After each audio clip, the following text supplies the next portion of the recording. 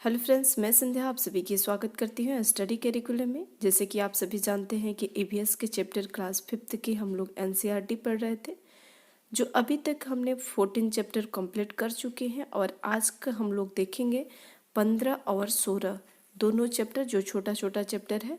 इन दोनों चैप्टर को एक साथ हम लोग कवर करेंगे। तो चलिए बिना समय गंवाए हम लोग क्लास की ओर बढ़ते हैं। अभी तक आपने सब्सक्राइब नहीं किए हैं तो सब्सक्राइब जरूर कर लीजिए, दोस्तों को भी शेयर भी कर दीजिए। चलिए स्टार्ट करते हैं। सबसे पहले विषय सूची देख लेते हैं। विषय सूची जो है हम लोग देख लेते हैं। पिछले सेशन में हम लोग देखे थे जब धरती कांपी। पिछले सेशन में हम लोग देखे कि जब धरती कांपी, और आज के सेशन में हम लोग देखेंगे उसी से ठंडा उसी से गर्म, उसी से ठंडा और उसी से गर्म। इसी से पता चलता है कि कोई ऐसी चीज़ जिससे ठंडा भी होती है और गर्म भी होती है। और एक और टॉपिक हम लोग करेंगे इसके साथ ही, कौन करेगा यह काम। जो काम है, काम के बारे में बताया गया है, यानी कि जो काम किया करते हैं, सर सफाई जो है करते हैं, तो कौन करेगा काम, इसके बारे में इस टॉपिक में बताया गया है। आज अपनी नोटबुक में हेडिंग डाल लीजिए, उसी से ठंडा उसी से गर्म। यहाँ पर कहानी के माध्यम से बताया गया है कि एक लकड़हारा रहता है और वो लकड़ी लेने जाता है। काफ़ी ठंडी जो है पड़ती है और उसके दांत कटकटाने लगते हैं, जोरों की ठंडी। वो अपने हाथ को फूंक मारता है, फिर उसके बाद से काटना स्टार्ट करता है। जब हथेली जो है गर्म हो जाती है तो वो पर मियाँ बाली सीते जो है उसको देख रहा था कि ये लकड़हारा जो है वो क्यों हाथ जो है गर्म करके बार बार फूंक रहा है और काट रहा है। तो उसको रहा नहीं जाता है। वो जाकर पूछता है कि आप ऐसा क्यों करते हैं। देखिए यहाँ पर शिक्षक टर्म जो है दिया है, बच्चों को बताए कि इस कहानी के लेखक हैं। इस कहानी के लेखक जो है डॉक्टर जाकिर हुसैन है, जो हमारे देश के पूर्व राष्ट्रपति थे। ये बात आप लोग ध्यान दीजिएगा। डॉक्टर जाकिर हुसैन जो थे वो भारत के पूर्व राष्ट्रपति थे। उन्होंने बच्चों के लिए और कई कविताएं लिखी। बच्चों से चर्चा हो सकती है कि बालिसीते जैसे काल्पनिक पात्र का इस्तेमाल क्यों किया गया होगा, और बच्चों से चर्चा हो सकती है कि बालसियते जैसे काल्पनिक पात्र जो है उसको क्यों इस्तेमाल किया गया होगा। तो इस प्रकार से यहाँ पर देखिए कि लकड़हारा जो है पहले तो वो हथेली गर्म कर रहा था, फिर उसको भूख लगती है, दोपहर होता है, भूख लगती है तो आलू जो है पकाने लगता है। और आलू जब पकाता है तो उस वक्त ज़्यादा ठंडी के वजह से लकड़ी जो है नहीं जल पाता है, तो वो बार बार फूंक रहा है और लकड़ी फूंक कर वो जलाने की कोशिश कर रहा है। फिर वहाँ पर बलसेते जो है उसको देखा नहीं जाता, और वो फिर आता है और पूछता है कि आप ऐसा क्यों कर रहे हैं। तो उसने बताया कि नहीं, लकड़ी जल रहा है इसलिए जो है नहीं जल रहा था, तो इसलिए फूंक रहे हैं, फूंक कर जला रहे हैं। फिर बलसेते को चला जाता है वहाँ से। और फिर आलू जब है, बलसेते जो है आलू ज़्यादा गर्म रहता है, तो गर्म जब रहता है तो उसको भी फूंक कर वो खाता है। तो फिर आता है, बलसेते को रखा नहीं जाता है और वो पूछता है कि आप ऐसा कह रहे हो। तो बलसेतु को लगता है कि भूत है शायद। अरे कह रहा है कि अरे यह न जाने क्या बला है। क्या कह रहा है बलसेते? कह रहा है कि अरे यह न जाने क्या बला है, कोई भूत है या जिन, कोई भूत है या जिन। उसी से ठंडा उसी से गर्म, जिसे हमारे चैप्टर जो है दिया हुआ है, उसी से ठंडा उसी से गर्म। हमारी अकल में यह बात नहीं आती। और बलसेते कह रहा है कि हमारी अकल में यह बात जो है नहीं आती। सच है यह बात जो है बलसेते की नन्ही सी खोपड़ी में जाने की भी नहीं थी। बलसेते जो है उसको कुछ समझ में नहीं आता है। इस प्रकार देखा जाए तो बच्चे जो है रुमाल को फोल्ड करके उसमें फूंक मार के गर्माहट को महसूस कर रहे हैं, और चाय को फूंक मार कर और ठंडे करने की कोशिश कर रहे हैं। तो बच्चे जो है यहाँ पर कुछ कागज के टुकड़े को भी फूंक मार कर और बनाए हुए हैं। यहाँ पर शिक्षक संकेत जो दिया हुआ है कि बच्चों को हाथ ठंडे या गर्म की अवधारणा समझाने में समय लगता है। इस गतिविधि में यह समझाने का प्रयास किया गया है कि मुंह से निकलते हुए हवा बाहर के तापमान के बाहर के तापमान के मुकाबले ठंडी या गर्म हो सकती है। बाहर के तापमान के मुकाबले ठंडी या गर्म हो सकती है। यह अपेक्षा बिल्कुल नहीं है कि बच्चे एक ही बार में यह समझ बना पाएंगे। इस अवधारणा को इसके अलग अलग अनुभवों से जोड़ना जरूरी है और इस अवधारणा को अलग अलग अनुभवों से इसको जोड़ना जो है जरूरी है। बच्चे जो है एक बार में नहीं समझ पाएंगे। और यहाँ पर बताया कि चश्मा जो है, चश्मे पर फूंक मार के हवा के माध्यम से ही उसको साफ किया जाता है हमारे फूंक मारने से।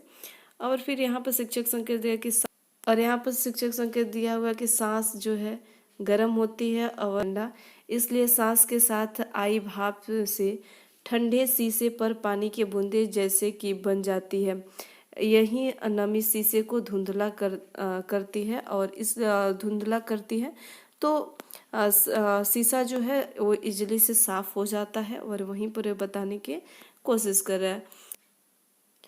और यहाँ पर एक पॉइंट बता रहा है कि सुई के जो है टिक टिक टिक करके आवाज, जिस प्रकार से घड़ी की सुई जो होती है वो टिक टिक करती है, तो डॉक्टर हमारे छाती पर एस्टेथोस्कोप लगाकर, देखो यहाँ पर क्या बता है, एस्टेथोस्कोप लगाकर हमारे धड़कन सुन सकते हैं। यहाँ पर पॉइंट इसको नोट डाउन आप लोग करिए कि धड़कन को, हमारे धड़कन को सुनने के लिए डॉक्टर क्या इस्तेमाल करते हैं, तो एस्टेथोस्कोप का इस्तेमाल जो है करते हैं। यहाँ पर शिक्षक संकेत दिया है कि सांस गिनने वाले क्रियाकलाप में शिक्षक पूरी कक्षा के लिए मिनट शुरू होने पर शुरू और खत्म होने पर खत्म बोला सकता है। मिनट शुरू होने पर शुरू और खत्म होने पर खत्म बोलता है शिक्षक जो है। और यहाँ पर बच्चे जो है एक सांप बनाते हैं कागज से और उसको हवा में इसको लटकाते हैं। शिक्षक संकेत यहाँ पर दिया है कि सांप वाले खेल में हवा के बहाव का अंदाजा होता है और सांप वाले खेल में हवा का बहाव का जो है अंदाजा होता है। जब गर्म या हल्की होकर ऊपर उड़ती है तो सांप जो है घड़ी की दिशा में घूमता है। जब ठंडी हवा भारी होने के कारण नीचे को आती है तो सांप जो है घड़ी की उल्टी दिशा में घूमेगा, जैसे पंखे के नीचे। ध्यान रहे, दिशा पहचानने के लिए सांप को ऊपर से देखें और ध्यान रहे जब वो दिशा पहचाननी हो तो सांप के जो ऊपर यहाँ पर लटकाया हुआ है तो इसके ऊपर से देखें जब दिशा पहचाननी हो। तो ये था, इसमें कुछ खास टॉपिक नहीं था, हमने इसलिए 2 चैप्टर जो है एक ही क्लास में रखे हैं। बस इतना ही इसमें हम लोग को पढ़ना था। अब नेक्स्ट चैप्टर हम लोग देखते हैं। अभी तक आपने सब्सक्राइब नहीं किए हैं चैनल को तो सब्सक्राइब जरूर कर लीजिए। आपकी पूरी एनसीईआरटी जो है स्टडी करिकुलम चैनल पर कराया जाएगा। अभी तक आपने सब्सक्राइब नहीं किए हैं तो सब्सक्राइब जरूर कर लीजिए। चलिए नेक्स्ट चैप्टर हम लोग स्टार्ट करते हैं।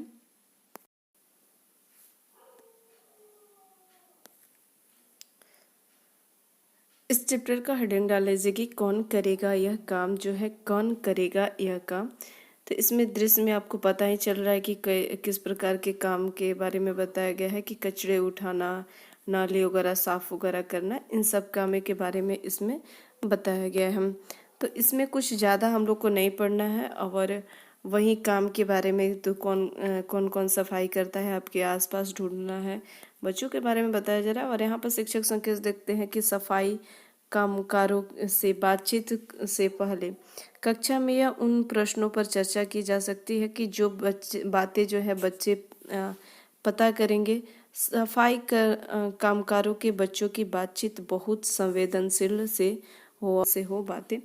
और यहाँ पर वही फिगर में बताया गया है कि कौन कौन से कामें जो है किया जाता है। उसके बाद से यहाँ पर एक पॉइंट जो है दिया हुआ है कि और सफाई के लिए ऐसे लोगों में से भी एक थे जो महात्मा गांधी थे। महात्मा गांधी, इनके साथ में महादेव भाई देसाई और जिनके बेटा के नाम था नारायण। और बता रहा है कि नारायण का जो बचपन है वो गांधी आश्रम में ही गुजरा था। और ये जो किस्सा लिया गया है आगे हम लोग पढ़ेंगे, उन्हीं की किताब से, नारायण की किताब से ही लिया गया है।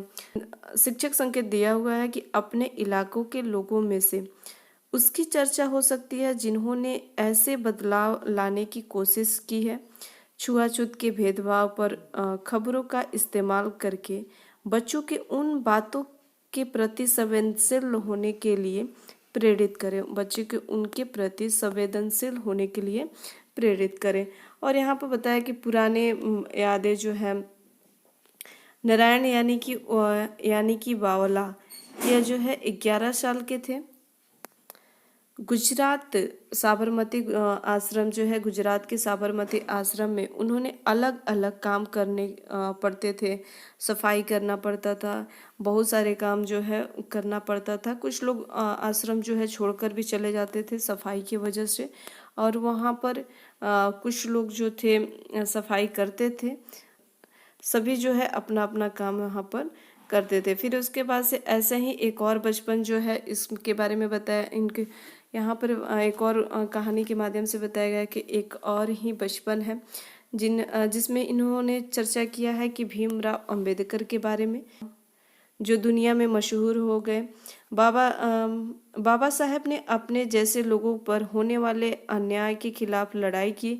आज़ादी के बाद से बाबा साहब की अगुवाई में ही हमारे देश का संविधान जो है तैयार हुआ था, और डॉक्टर भीमराव अंबेडकर जी की अगुवाई में ही हमारे देश के जो है हमारे देश के संविधान जो है बनकर तैयार हुआ था। इस चैप्टर में बस इतना ही इसमें दिया हुआ है, कुछ खास इसमें जो नहीं दिया हुआ है इस चैप्टर में भी। मिलते हैं अब हम लोग नेक्स्ट चैप्टर। अभी तक आपने चैनल को सब्सक्राइब नहीं किए हैं तो सब्सक्राइब जरूर कर लीजिए। सब्सक्राइब करने से आप ही के फ़ायदा है, जब भी क्लास अपलोड होगी तो आपके पास नोटिफिकेशन जो है पहुंच जाएगा। दोस्तों के बीच भी शेयर कर दीजिए। आपके 1000 सब्सक्राइबर जब हो जाएंगे तो यहाँ पर स्टडी करिकुलम चैनल पर आप सभी के लाइव क्लासेस जो है चलाया जाएगा। तो आप लोग भी थोड़ा कोशिश करिए, हम लोग तो कोशिश कर ही रहे हैं, और आप लोग भी थोड़ा सा कोशिश करिए कि अपने दोस्तों के बीच जितने भी आप लोग ग्रुप है, या तो टेलीग्राम ग्रुप में आप लोग सम्मिलित हो, व्हाट्सएप ग्रुप हो, फेसबुक हो, इंस्टाग्राम हो, जहाँ पर भी आप लोग ग्रुप में सम्मिलित हुए हैं, आप लोग के छोटे भाई बहन जो है बीएड करने वाले हैं, या सीटेट की तैयारी कर रहे हैं, या केवीएस की तैयारी कर रहे हैं, उन सभी के पास जो है स्टडी करिकुलम चैनल के लिंक जो है शेयर कर दीजिए। चलिए मिलते हैं अब हम लोग नेक्स्ट सेशन में। Thank you.